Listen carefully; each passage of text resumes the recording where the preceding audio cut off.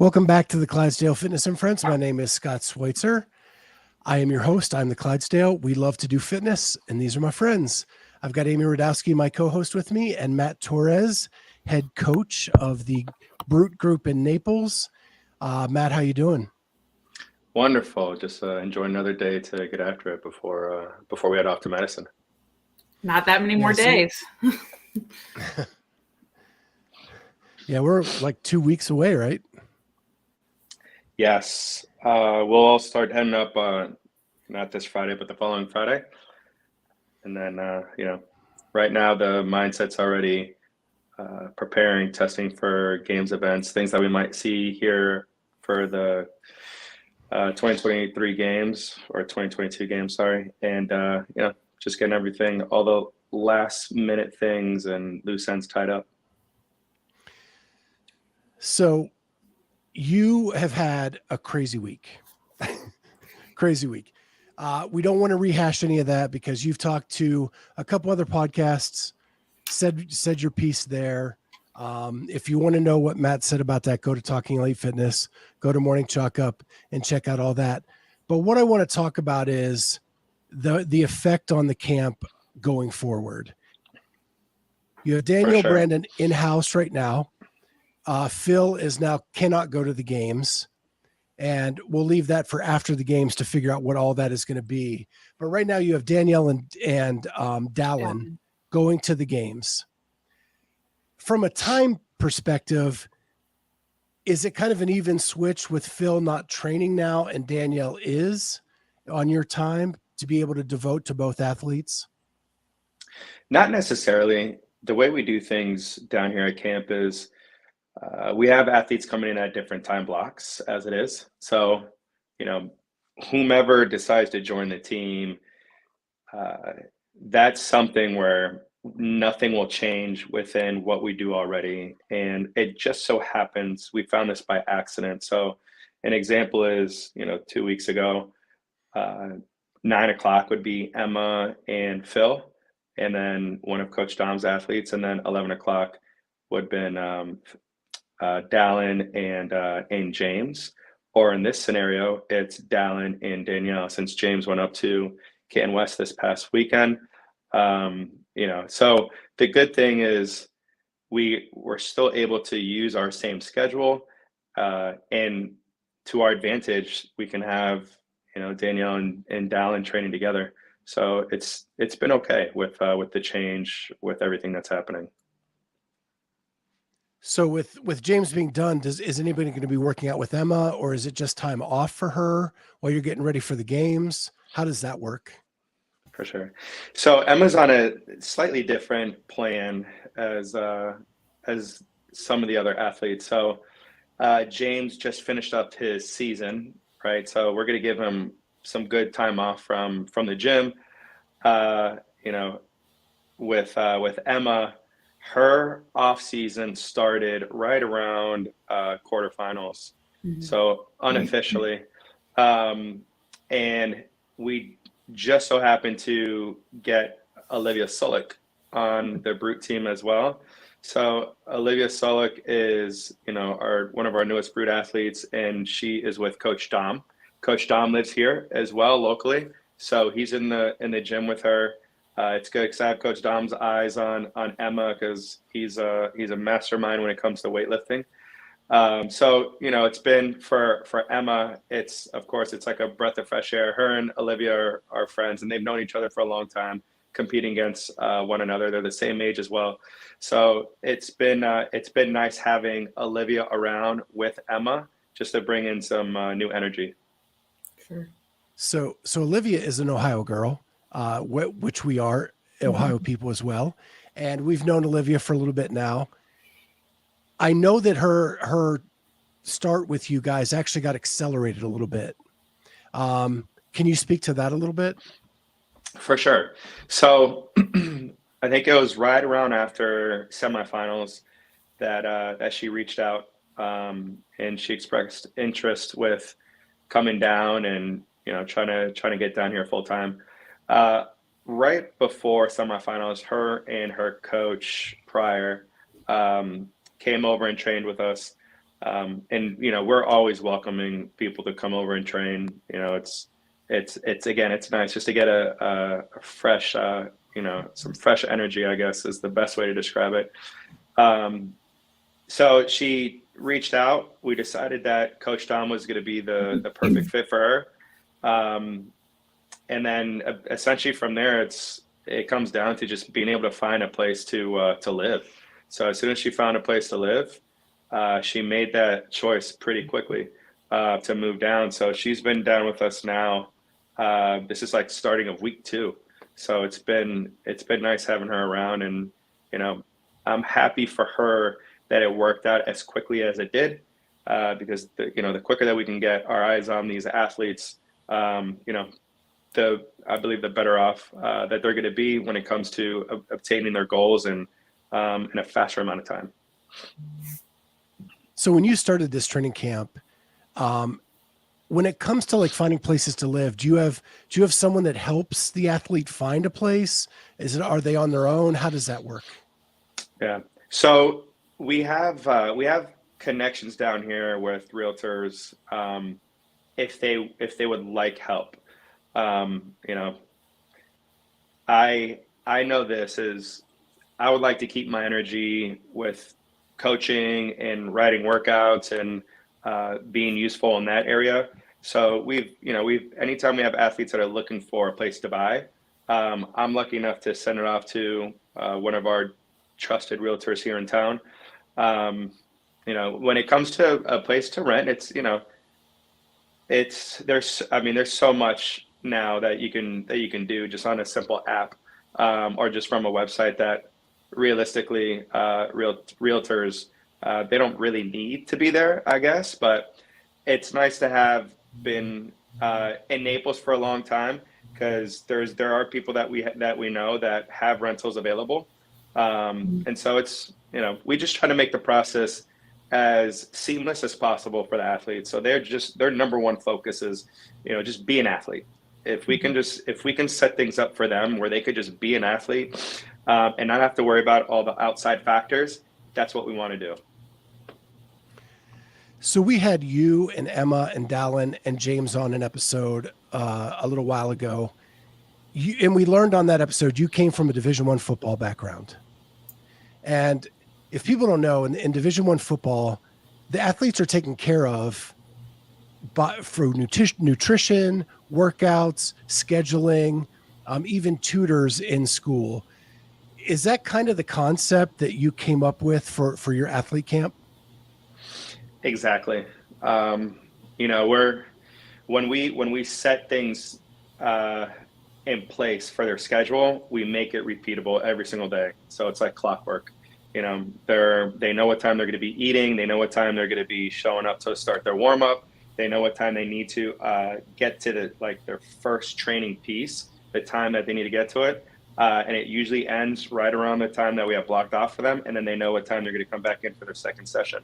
Now, it doesn't just end right there. It also carries over to a competition, which it becomes even more vital. So, every athlete that we have has someone that is going to be driving them around, has a coach in there to be meeting them in the warm-up area. They need to show up in the warm-up area at this specific time. They need to start their warm-up at, in this area, and they need to be done with it by this amount of time. And these things in place allows the athlete just to go out there and perform, right? They shouldn't be concerned with, what do I have to do as a warm-up? What is my pacing? What is my strategy? What shoes am I wearing? What do I need to have with me to go over here, over there? What does my recovery look like? Do I go to the house afterwards? None of that should be their focus. Their focus needs to be getting on that competition floor and being, 100% zeroed in to what is needed to do their best on that specific workout. What kind of tools do you guys use for recovery? So out here, the typical ones would be, ice bath, and sauna. So we're lucky down here to have a friend of ours that is developing a recovery system. It's actually pretty cool. So if you can visualize a like a greenhouse, a dome, Yeah. right?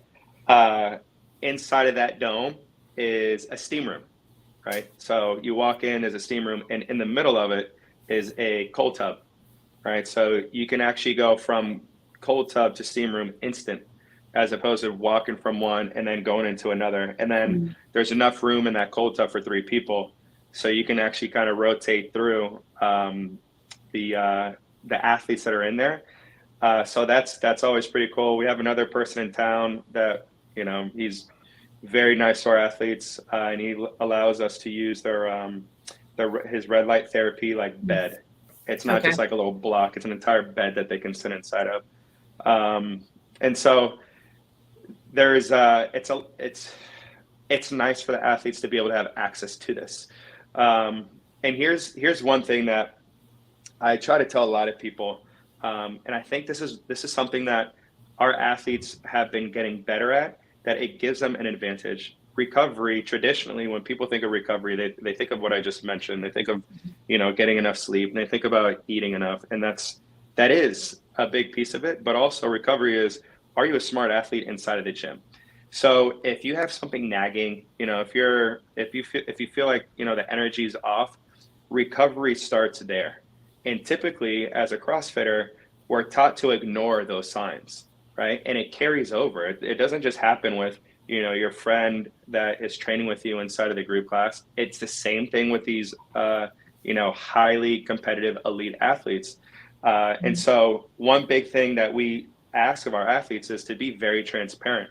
If something feels wrong, tell me, right? And we can determine whether we're going to say, you know, let's fight through it, or let me switch this up. Let's not do this, right? Because you have enough days that it compounding. That recovery stuff that I just mentioned about sleeping and ice and this, it's not going to do anything, because eventually you're going to end up breaking. And so that's a big piece that we developed over here. And it's not something that you could do very easily, because a lot of athletes, they get very anxious when they're not able to do a piece because of something nagging, and they want to push through it. And that usually leads to something bigger. I think Emma's a great example of that right now. Exactly. Yeah. And we've had many tough conversations with her, you know, through the last 3 or 4 or 5 months, to help develop transparency. It's something that needs to be practiced, and an athlete needs to be able to have enough trust in us that we're doing what's best for them. And that's going to make them, you know, the best possible competitor that they can be. We've actually just talked recently to a couple athletes who are doctors of physical therapy, and they say when that stuff occurs, in their head, they have the physical therapist on one shoulder and the athlete on the other. And most times the athlete wins because they're so nervous and so freaked out about it. Now, Amanda Barnhart said the older she gets, the more the physical therapist wins. For sure. I mean, it's spot on. You know, I will say this is like, for a lot of the athletes that have a background in sport, at a high competitive, you know, Division I sport, or maybe even professional sport for that matter, they know what it's like to have, you know, a sore muscle or something, or a pulled or strained muscle. And they know the feeling of like, okay, I got to calm down. I can't, you know, I got to take a break from today. And sometimes it's difficult to transfer that over to CrossFit. And CrossFit, you know, it's kind of like warm up. Okay, now I'm kind of sweaty. Now it's not really as sore, so I can get through my work, you know, and then you wake up the next day and it's extra stiff, or maybe it's extra tender. You know, so everyone's going to be a little bit different. Everyone comes in the sport with different, you know, background, aches and pains, and you just got to know your athletes. Sometimes it's a matter of me counting the total volume of movement. So if I have an athlete that, you know, has had some back issues previous, and I know that hinging is something that bothers them, I got to figure out, is it the weight that they're lifting, or is it the volume of hinging that they're doing? If it's the weight that they're lifting, then I know that I have to kind of just be thoughtful about what type of percentages I'm giving them. If it's the volume of hinging, then I know that I need to watch what total amount throughout the week of hinging that I'm giving them so they're not overloaded, and then potentially, we get something that, could pop up and basically hold them back from training. I have said on this show that you have figured out the algorithm to take a teen athlete to an adult athlete. And it sounds like a lot of this stuff that you're talking about, the observations, the care, when the body's in its final stages of growth, you really have to be careful of all that stuff. Is that why this is so important to you? Because that's the demographic of athlete you've been working with.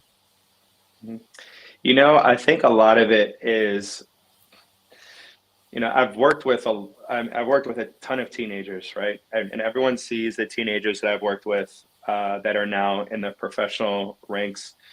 But there was so many other teenagers throughout that time. And one thing that I kept seeing reoccurring was, if you give a teenager the ability to choose their interpretation of something, they're always going to choose more volume. They're always going to choose more pain cave. And their bodies will recover at what it feels like. It recovers quickly. And so these teenagers that are coming from their affiliate, the coaches, sometimes they just take a back seat, these coaches, because they're like, oh, they're doing very well. What is more volume? I feel like they're doing just fine with more volume. And oftentimes that leads to, the coach is almost taking a step back and saying like, oh, they can handle more. They can handle more. They can handle more. And yeah, they can in like little spurts they can. But I mean, like anything else over time, something's bound to go. And it could go on, something as simple as bending over and picking up a pencil, or it can go doing, a deadlift with a sandbag. And I always say this, it's like, when I think back about Emma's back injury at Dubai, it's a 100-pound sandbag. She was doing 150 to a 200-pound sandbag throughout the season. And I remember thinking to myself, like, if her back went out on a 100-pound sandbag, it was going to go out eventually. It's not a heavy movement for her. No, it just happened to be the last rep before everything broke down. So, I say this to all the teenagers that are out there that just think that they're just invincible. Look back at history, right? So if you go back to whenever the teenage division began, 2014 or 15, track those athletes, see if they're still competing, right? How many are still competing? And if they're competing, what has been their journey to get them to where they are? And what you will notice, because I've done this, what you're going to notice is a lot of these athletes just start to drop off. And I truly do believe that it comes from, just doing too much when you're young and not having the proper, build up, not having the proper season. It's not always go hard all the time. Sometimes it's slow wins. Mm-hmm. How hard is it to get the teenagers to understand that? Man, it's still a work in progress. Everyone's going to be a little bit different. And I can see why it's like that. A teenager that is really good has gotten really good by what they have done, up until that point. So if I tell a teenager that if you want to be better, we have to stop, hitting sprints, high volume, high repetition. We need to put more focus on, and in some cases, like the aerobic end. I need to get you breathing more at lighter weights. I just need to get you outside running and developing your aerobic system, running or rowing or biking or skiing. And here's the thing is like, what teenagers don't understand is in order to be better all around, if they're maxed out on their capacity of sprinting, right? And we think of like an open athlete, right? So your teenager is only working in like anaerobic stages. They're really capped for what they can do. So in order to improve the anaerobic, threshold more, they have to improve their aerobic capacity, because the aerobic system can help develop the anaerobic system, but it doesn't work vice versa. The anaerobic system doesn't strengthen the aerobic system. And this is what I mean. As you're going through your anaerobic development, and you're forced to rest, if you have a weak aerobic system, your recovery is going to be a little bit slower. If you have a stronger aerobic system, it's that aerobic system that helps your recovery so you can get back to moving, right? So that's kind of the thought with it. And look, with all my athletes and with any teenagers that are out there, you know, I'm more than happy to explain the why behind why I'm programming something and the intention behind it. But sometimes, like, just be the athlete. Be the athlete, trust the coach. Don't overthink it. Don't change things. You know, if it says this is your pace and you feel like this isn't painful enough, there's a reason why it's like that. Not every session needs to end up on the ground, right? Some sessions are just meant to be, you know, working at 80% to 70% of your heart rate. And you finish, and you're like, you know, it doesn't have to be pain. Yeah, I think the other piece that is challenging as a coach, and the importance of being so hands-on with the teens, is that their bodies are constantly changing. Like, once they start getting used to their body working one way, it grows and changes, and you have to adapt with their movement and things like that too. So I think it's so important to just be on top of watching that growth period. I agree. So have you come up with this just through observation, through practice, or research, or all of it? A little bit of everything, honestly. You know, I'm not going to sit here and say that, you know, I've come up with this stuff from just from me myself developing as an athlete when I was younger, through history of working with just people in general, and trying to understand what's most important throughout the season. Because, you know, as coaches, sometimes you could get lost with what is important. There's so many different things to develop. Like, where do I begin?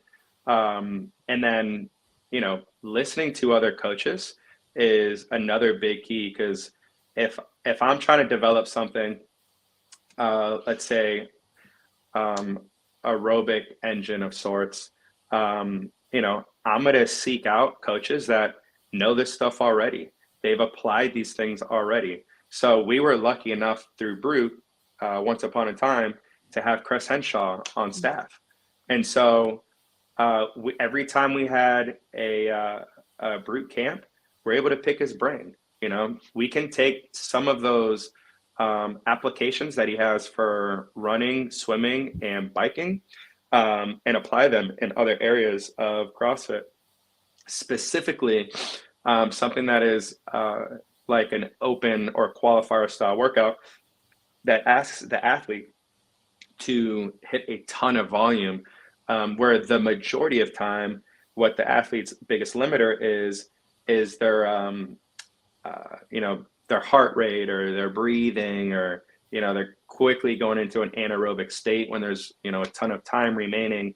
And so I would say I probably attribute a lot of that type of aerobic development of an athlete through someone like a Henshaw. And a lot of the same principles that are in track and field are also used in my programming as well. And so there's a lot of transfer over from different sports and different modalities. So I've heard from other coaches that you are very willing to share information you have learned with them, with their athletes. Is there a reason why you feel like you should pay it forward? I think it just comes from my desire to help. You know, I think as humans in general, you know, I think there's something greater that fulfills us beyond relationship with, you know, significant other, or beyond relationship with family or career, I should say. Like, relationship and career, there has to be like a third little piece that just, like, you know, kind of like fills our cup, if you will. And that's it for me. You know, it's like, when I feel like I've done something positive for someone, you know, if they seek answers, you know, I'm willing to give them the answers that they want, knowing this selfishly is, you know, I know that it just because I give someone the answer, they're easy. It's like Google it all, like find it. I'll stop, I'll help you out. I'll give you a shortcut and I'll just give you the answers that you're searching for. Even if it means like this is coming directly from my book, I just know that there's a million different ways to come about doing it. If I have to get an athlete from point A to point B and someone else has the same athlete and has the same logic that I use, there's so many different ways because a lot of it sometimes is like a gut feeling that is not written down in a book, and a lot of it as well is understanding your athlete. Not every athlete can get program written or handed the same way. They may not respond to it the same way.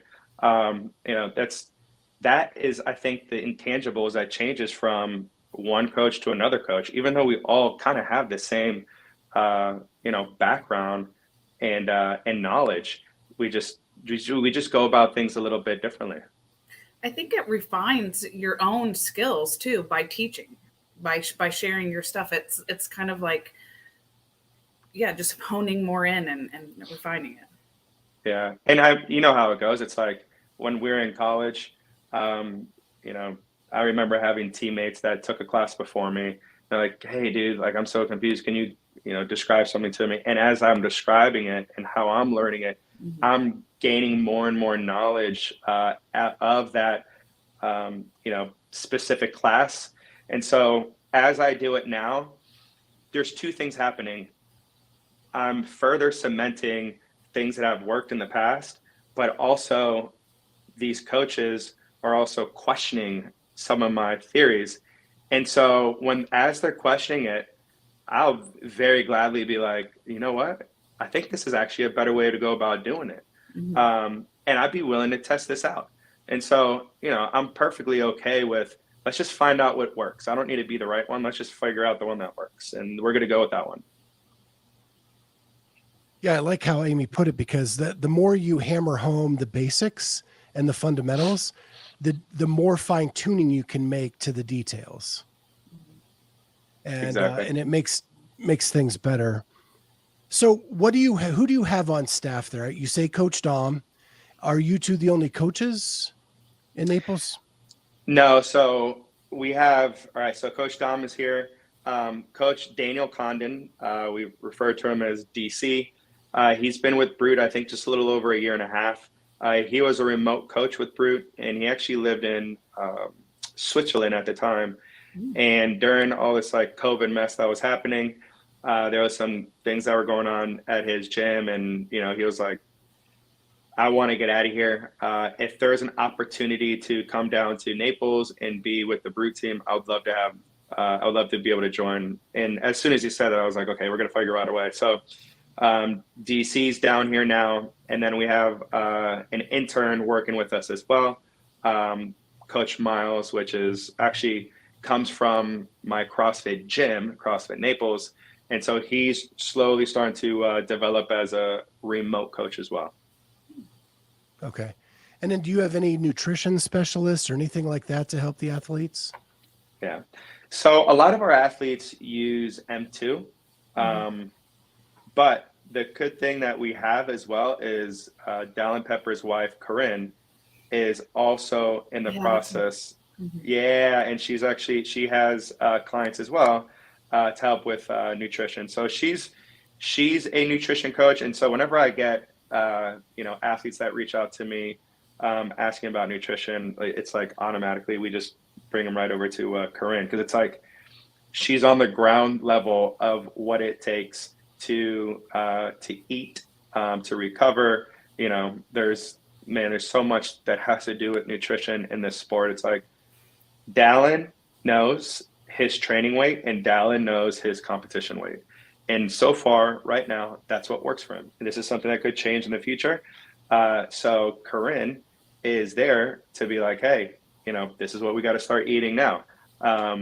Even though Dallin is quote unquote an M2 athlete, she is like the perfect, assistant coach to M2. because it's like she literally is the cook. She does everything as far as nutrition goes.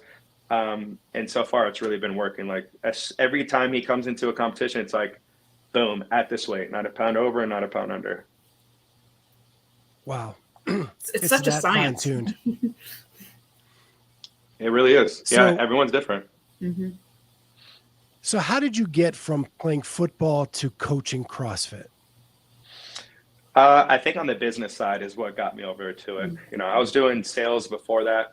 I was working at a CrossFit gym, and I guess naturally for me, I like to just understand how things work. So I just remember approaching the gym owner at that time, and I was like, man, you seem to be doing, pretty well. As through my eyes as a member, I really enjoy coming here. I'm watching him coach up there. Prior to this, I was coaching a football, like the wide receivers at a local high school. I was fresh out of college at the same time. And I was like, what does the business side of it look like? And so the moment that he opened up my eyes to the business side, immediately I'm starting to think like, okay, how can this be done quicker? How can this be more streamlined? What type of focus needs to be put on this? What type of focus needs to be put on that? Next thing you know, 8 months later, I own a gym. And then throughout that process, I hire a coach at that time through Training Think Tank to coach me as an athlete, and throughout that time, I just start to question, that's the thing is like, just question a lot, question everything. Like nothing is absolute. And there's a lot of things in life that are always like changing and transcending that, what you did 10 years ago, I laugh at myself when I think of the coach that I was 10 years ago. It would be embarrassing if I put, a video camera of how I taught or how I wrote workouts. But the natural step for me was to figure out what this programming is doing for me and why does this work for me. So I just simply asked my coach if he can mentor me. And then I just took on athletes for free. I can't even tell you, like 6 to 8 months, I programmed for 2 athletes, Coach Dom and my sister. And they got really good rather quickly. And I was like, well, maybe I can, start working for Nick Fowler was his name. Maybe I can start working for Nick Fowler. He took me on, and from there he went over to Brute, asked me if I wanted to go with him. And everything just started like slowly, like picking up speed. I think it's like you like let go of a snowball, in the cartoon at like the top of a mountain, and it just keeps rolling and rolling. And the bigger it gets, it just goes faster and faster. And that's just kind of how we got here today. So what did you study in college? Because I'm hearing it could be business, it could be athletic training or engineering. I'm feeling all of these things from you. Yeah, none of the above, actually. Okay. I was actually a broadcast major, and I had a minor in journalism. Okay. Yeah, so I totally understand your guys' point of view of how everything works. I still remember, being in front of a camera, being behind a camera in the boardroom, writing news stories, understanding it from like every perspective. And at the same time, I'm playing college ball too. So I'm getting interviewed, and then during school, I'm doing the interviews, and I'm breaking down film, and then, I'm talking about film on, in front of a camera. So yeah, I thought it was something that was going to be fun for me, like a career. Like I can do sports all day. I don't care what it is. But eventually it just moved into this. Yeah, just morphed its way this way. The ironic thing is my degree is in business and Amy's degree is in education, and we're doing broadcasting. Yeah. And I would imagine it's because you two love it. It's like, oh yeah, that's one thing about broadcasting and media in general is like, you just want to be like drowning in this stuff every day. It just also helps me feel better as a parent paying for college tuition to know that it doesn't really matter. Just get a degree and then go do what you want to do. Big facts. Yeah. I love the way that you got into CrossFit was through business and not the typical, like I did a workout, fell in love, and just drank the Kool-Aid. Like it's a very different story. And I'd love that. So when the last time I talked to you, you kind of alluded to the fact that you wanted to specialize in the younger athletes. Now you have Fee and you have Danielle, at least for the next foreseeable future. How is that changing your coaching, having a couple athletes that are a little bit older?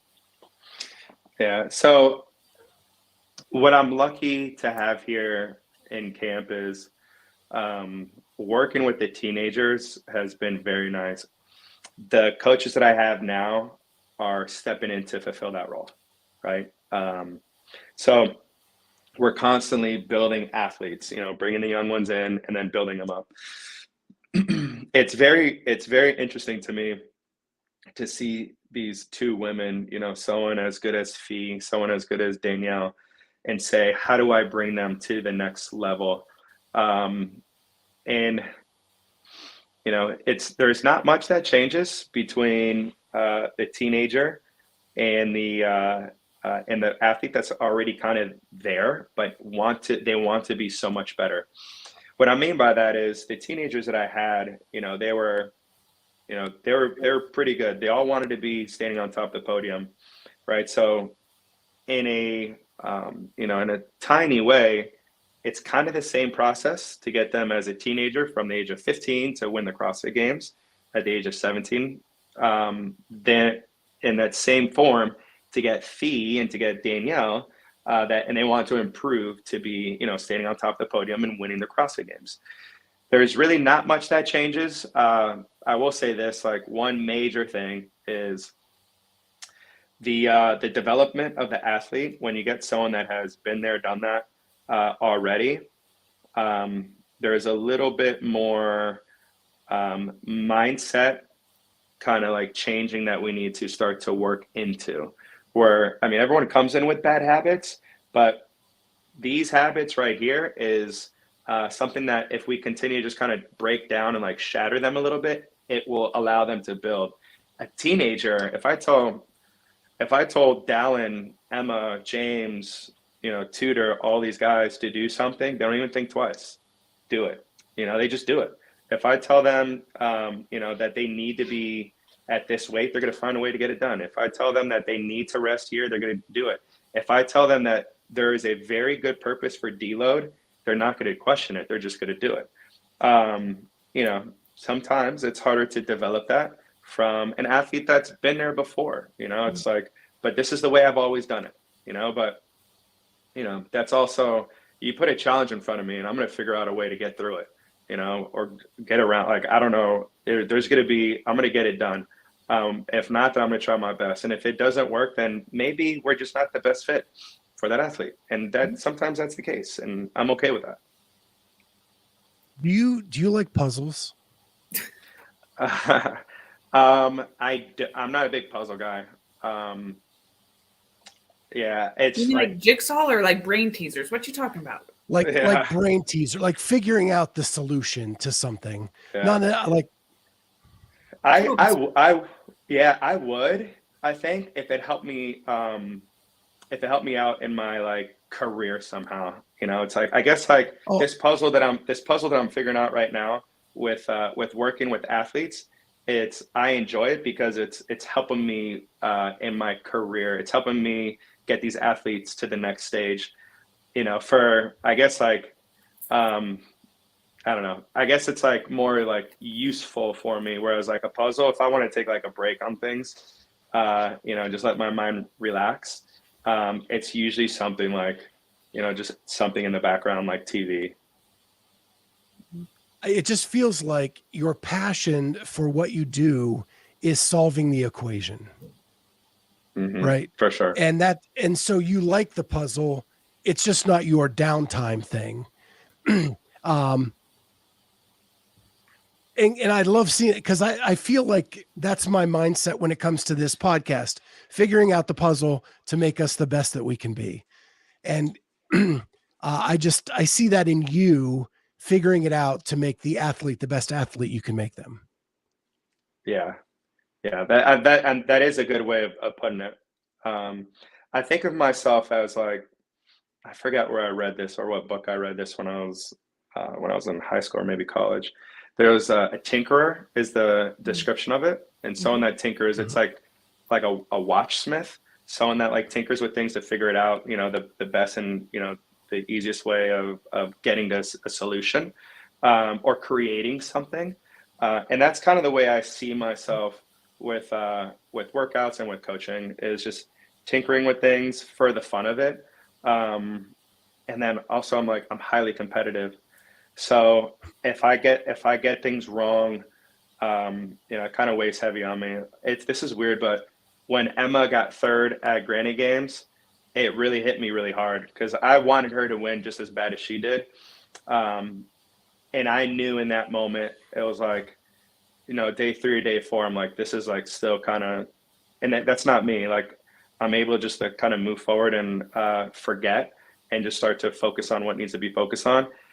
And it kind of put this like little fire inside of me where it's like, I don't want to just be, a coach that has great athletes and they were just good. They finished their career and they've been like, maybe top 10 their entire career. I want athletes that want to be number one. I want athletes that believe to be number one. And I don't want to be just like another okay coach. Like I've said it many times before, I want to be the best coach in the world. And what makes the best coach in the world? Athletes that are sitting on top of that podium is number one. Not just one athlete, not just two athletes. If I can get all my athletes to be 1, 2, and 3, I would do everything in the world to do that. Love the way you say that. So what is the plan for the next 2 weeks going into the games? This part of the stage is it's probably the hardest part for me because I'm not like a constantly varied programming type of guy. And that's what it needs to be. The progressions are not really priority right now. We got to take what we've built upon this entire year and really test them. We have to have our game plans ready when we get into the CrossFit Games. And that's kind of what we're in right now is more game style events. I need to know that, where are my athletes' limitations when they're getting into the CrossFit Games, so that I know when I say, hey, we're going to split this part up 6-4, we're going to go over here, we're going to hold 150 pace, and then when we get out, we're going to transition quick. I'm saying it with certainty so that they believe it, and then we're going to get the best possible outcome out of our athletes. And that's kind of where we're at right now is every time we're testing something, it's for me to know where we're going to be going into day one, starting in Madison. So the two athletes you are taking to the games, I would say are better games athletes than at any other level of the competition. They're very adaptable. They're really good at that like odd object stuff. Are you excited about the games? And as a follow-up to that, it's the first time these games have been programmed by someone other than Dave Castro.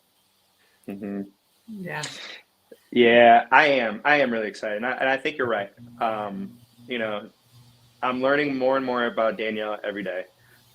She is an absolute specimen. The girl, she ran track in college. She could have been a college swimmer if she wanted to. There's a lot that I'm learning about Danielle. And then, and then with Dallin, it's the same thing. Like, I think Dallin is a games athlete. You're going to get the best version of Dallin at the CrossFit Games. You got a good version at semifinals, but you're going to get the best version of him at the CrossFit Games. And then, as I say that, and I'm thinking about Danielle, it's the same thing. Like, competitive swimmer, great runner. We've been putting odd objects in their hands like 2 or 3 times a week during this games training, and so I'm very confident that they're going to perform very well. With that being said, with the new programming coming in, it'll be unique. I think it'll look similar to our semifinal programming. I don't think that we're going to see as many like specialty movements, like what's one, like a 500-meter run for time, right? I think we're going to see more traditional movements that we've seen in the past. And that's kind of what we saw at the CrossFit game, or at semifinals. We got a complex, which is not a traditional 1 rep max. We're going to see maybe instead of 1 rep max, we see a what is it, like a ladder style, build up, where it's like they still have to go pretty damn heavy, but it's not going to be sitting in front of the Coliseum at nighttime hitting one, and then the next person comes and hits one. That's all speculation though. If it like whatever shows up, I'm not going to complain that something's showing up. I'm just going to figure out a way that my athletes can, do their best on the event. And, if they happen to, struggle with it, I know what we need to apply next year. So Matt, I'm curious, how do you, at this stage of the game, how do you toe the line in training, especially like with odd objects and things like that, to where you're working on those movements, but you're watching for potential injuries and things like that could happen right before? Mm-hmm, for sure. That's just being in tune with the athletes. It's like, when they're coming in, it's just like, hey, how's the body feeling?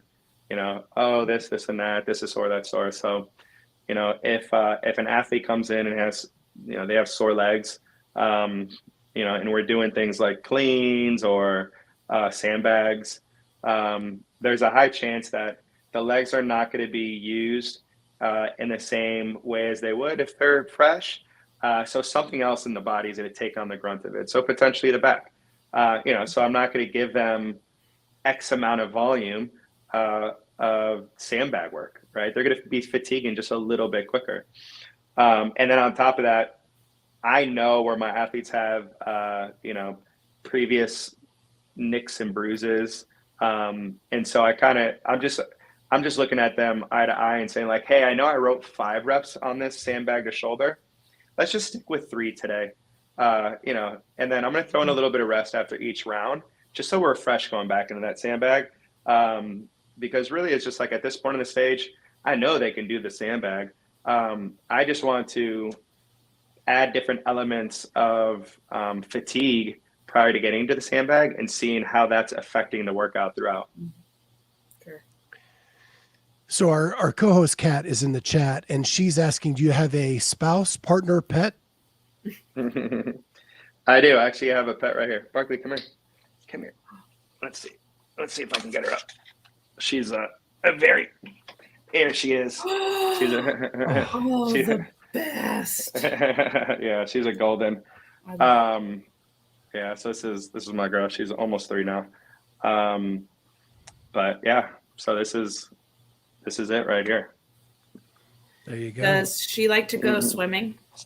Oh, does she? Yeah. The moment she's by water, it's a pain trying to get her out of it. Yeah. Yeah, my little dog loves the water. Cannot get him out of it. And he loves to play with big dogs, but he's so small. What kind of dog?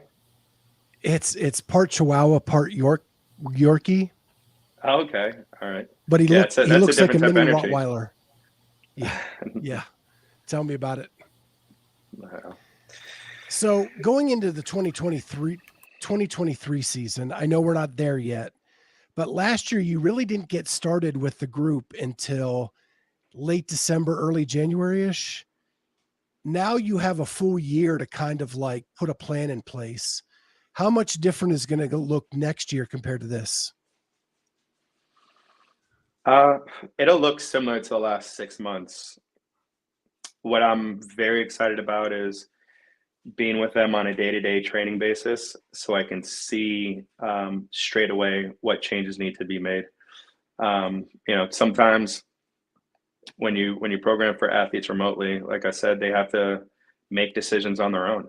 They don't really have that immediate feedback from me, where with these athletes, I can see where if I'm writing a program down and they're doing it and it's not really looking how I've kind of planned it out in my head as far as the stimulus that I'm trying to get them to adapt to, I'm making the change to figure that stimulus out right then and there. And so it's nice to be able to have athletes down here that trust me enough to say, hey, hey, let's stop this one, or this is going to be the last set right here, or I'm going to change the weight there. I want you to go longer rest here. Instead of this, let's do that. This transition's looking a little, little long. Let's fix this around here. Maybe this transition is just a little too fast, so we're not recovering the same way. It allows us to make a quicker adaptation, if you will. It's like, if I need an athlete to create, let's say, an off season, this is the big focus of mine is structural balance throughout the body. Is the left side as strong as the right side? Is pulling on the same ratio as pushing?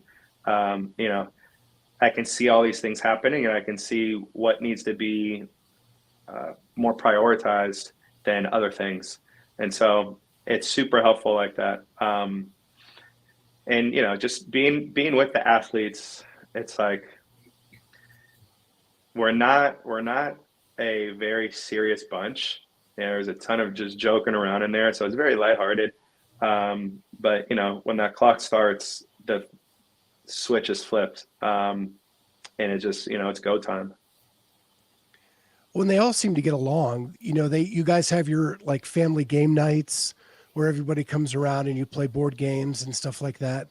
How essential is that just to keep that community together? Yeah.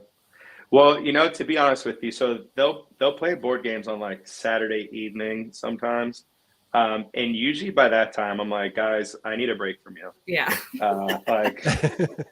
And they all know it's like, at this point in time in the season, it's a little bit different, but at this point in time, like I'm with them 2-3 sessions a day. During normal season, for me, my balance is so important in my life. It's like during season, I'm with them during session 1. It's their responsibility to be in there during session 2. I have a lot of other things that are going on like anyone else. And so there's that balance is a little bit easier at this point in the stage. I understand how important it is to have me in every single session for these athletes. So by the time Saturday rolls around and it's like 6 o'clock, we've just finished our 3rd session, I'm mentally just shot. Like, I just want to go home and just really just like be a normal person, like for me, what that means is, my friends that have really don't understand CrossFit at all and just, live in their lives. I'll go link up with them at the bar and just like hang out and just talk anything, literally anything in the world besides fitness. It's like, that is how I mentally like shut off and break away. So then when I come back in on Monday, I'm willing to get right back into it. So there's, for them as teammates, some of them truly enjoy it. And some of them are just like, hey, kind of like me, I kind of just want my alone time with my significant other. But when I usually hear when we come back in on Monday, some of the antics from game night. Yeah. Dallin said that you don't let them compete much in the gym, but it gets really hot and heavy at the game night. Yeah. Oh, I can imagine. It's like, it's competitors, and it's the same thing for me. Like I can't just go play pickup basketball somewhere. It has to turn into something. I can't just play, a board game or something with my friends. It has to turn into, winning or losing. It's like, yeah, for them, it's good because it's fun, I'm hoping none of them take it serious. I want to go back to college football for a second, and I want to ask you what your favorite Division I college football team is. Mine. All right. So growing up in Florida, I started to watch college football with University of Miami from I think 99, 2000, 2001. That's like a lot of great memories with my brother. Did you see that 2002 national championship game? Just checking. Oh yeah. Oh, that's like all of it. I think the first one I remember was when they played Nebraska, and that's like my first memory of watching them in the national championship. So I have a special place in there for them. It's difficult because playing college football, like my alma mater is Central Michigan University. So I always, I'm hopeful and wishful that they're going to do well. between Central and Miami, I think that's probably where I hold like my, I don't know, where I'm paying attention the most when it comes to college football. Nice. Yeah, she was trying to dig at you, just so you know. She's an alumnus of Ohio State. State. Oh, the 2002. The Ohio State University. Look, I can't even tell you how often we talked about that last pass. It's like that right there is like whatever. It's yeah. It was a topic of conversation here for many years. In middle school for me, and then in high school as well. Because there's always that one person whose family's from Ohio, and there's a bunch of Florida boys down here. But yeah, that 2002 game was, that pass. Yeah. So I'm a Penn State fan, and she is insufferable during the college football season. Yeah. Look, and here's the other thing. All right, so I was at Central Michigan, from 2006 to 2010 or 11, and being around Michigan people everywhere, I started cheering and rooting for University of Michigan, and every year Ohio State would go in there and just like dance all over them. And I think last year was the first year that I've ever seen Michigan win in that game against Ohio State. And I'm like, this has been a long time coming, because boy, I slowly started becoming a Michigan fan because I was tired of them losing to Ohio State. Yeah, so it's rivalries will always, if you're a competitor, rivalries are awesome. Yes. It feels good to win. Yeah. So my last question for you is, do you ever think that the training camps will become rivals like other sports?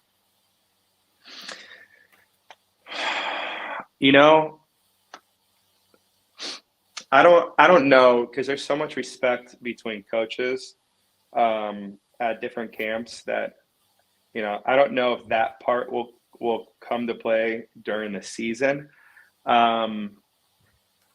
Throughout the competitions, I think that there will be naturally, just through the talk, as far as like any sort of like media talk. I really want my athletes to have a killer instinct. So here's an example of that. As much as I would love for, everyone to do well in the sport of CrossFit, it's not going to happen. And someone has to win and someone has to lose. So when my athletes are in a competition and they finish an event and they finish very well in an event, I do not want them going to cheer on other athletes. I do not want any part of that. Leave that to the CrossFit gyms. I can understand that aspect in there. Leave that to the CrossFit gyms. Leave that to the coaches in the community, and they're always going to be that athlete that's out there. Good. Like, that athlete is out there suffering. Let them suffer by themselves some more. You are already thinking about what the next event is going to be.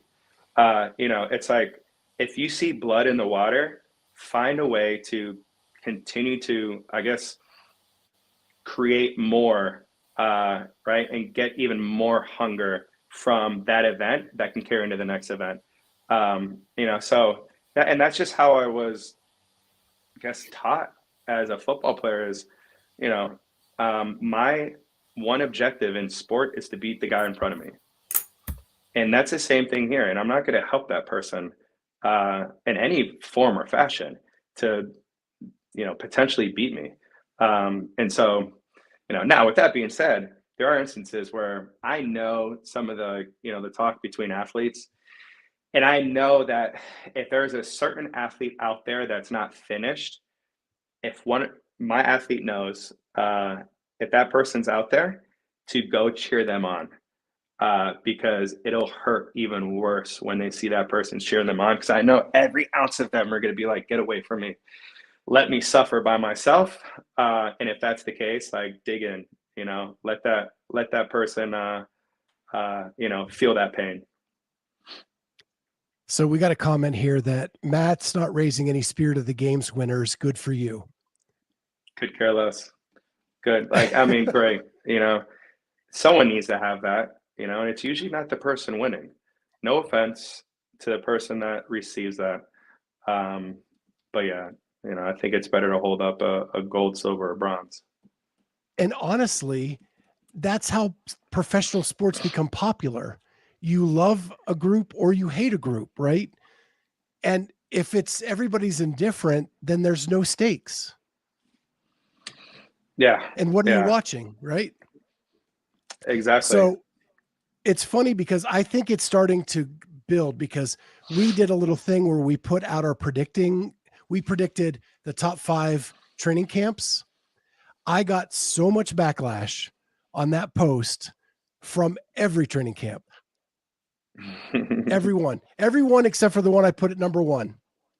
And the one I Yeah. put at number 1, I got flooded with, thank you so much. We know we're great, blah, blah, blah.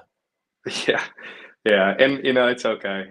You know, if people can use that as motivation, perfect.